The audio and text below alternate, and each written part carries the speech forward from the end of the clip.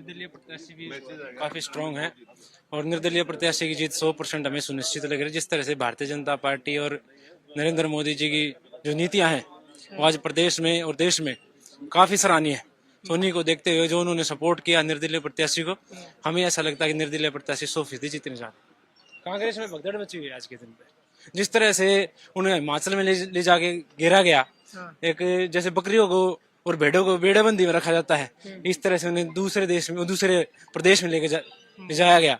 ये कहीं ना कहीं उस विधानसभा की भी बेइज्जती है कि जो विधायक जीत के आया है अगर उसमें ईमान बचा है तो। मुझे सब खड़े जितने भी लोग हैं वो कांग्रेसी हैं और उसमें एक भारतीय जनता पार्टी के सपोर्टर हमें यहाँ पर मिले हैं, तो वो क्या कह रहे हैं एक बार फिर से मैं उनको दिखाऊंगा और सब आपसे अनुरोध करूंगा कि पीसीआर से कि वो तस्वीरें जरूर इनकी दिखाएं।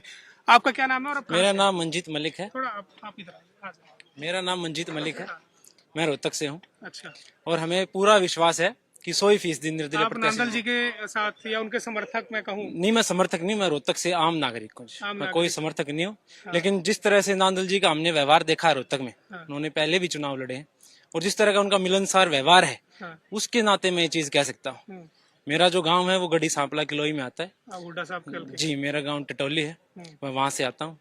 और जिस तरह से इनका मिलनसार व्यवहार रहा है, लोगों के दुख सुख में, ब्याह शादी में, हुड्डा साहब तो दिखते भी नहीं है, जीतने के बाद धन्यवाद देने भी नहीं जाते लोगों का, और ये चुनाव हारने के बाद भी अगले दिन गांव में पहुंच जाते हैं, लोगों के दुख सुख में शामिल होते रहते हैं। तो अंतर आत्मा की कहीं ना कहीं आवाज को कांग्रेस के विधायक वहाँ के जो लोकल हैं वो कहीं ना कहीं सुनने का प्रयास करेंगे कि हाँ, लोगों के दुख सुख में काम भी आते हैं। और कहीं ना कहीं इलाके का विकास करने की जब बात आएगी तो उन्हें पता है कि सरकार के साथ में मिलकर विकास हो सकता है। नांदल इतने अच्छे हैं तो 3 चुनाव पहले क्यों हार गए? सर, 3 चुनाव, एक मुख्यमंत्री के खिलाफ चुनाव लड़ना अपने आप में बड़ा 2019 का विधानसभा चुनाव लड़ा था तब भूपेंद्र सिंह हुड्डा मुख्यमंत्री नहीं, क्या कहते हैं 2019 का चुनाव उन्होंने क्या कहते हैं भारतीय जनता पार्टी के सिंबल पे लड़ा था। उससे पहले 2 चुनाव इनेलो के सिंबल से लड़े थे।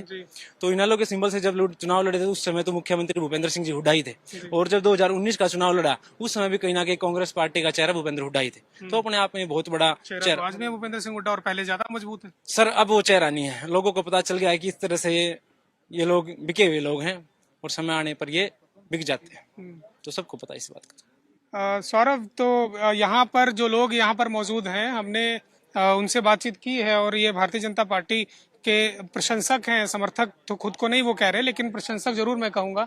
और इनका ये जरूर कहना है कि जो निर्दलीय प्रत्याशी है उसकी जीत होगी, लेकिन यहाँ अगर कैमरा घुमा के एक बार अगर रिंकू दिखाएंगे तो यहाँ आपको मुझे लगता है ज्यादातर सभी कांग्रेसी जरूर कार्यकर्ता या कांग्रेस समर्थक यहाँ पर दिखेंगे। और ये कर्मवीर बहुत। हमसे जुड़े रहने के लिए हमारे YouTube चैनल को सब्सक्राइब करें और नई वीडियो की नोटिफिकेशन के लिए बेल आइकॉन को दबाएं। अगर आप ये वीडियो Facebook पर देख रहे हैं तो लाइक जरूर करें और ज्यादा से ज्यादा शेयर करें। धन्यवाद।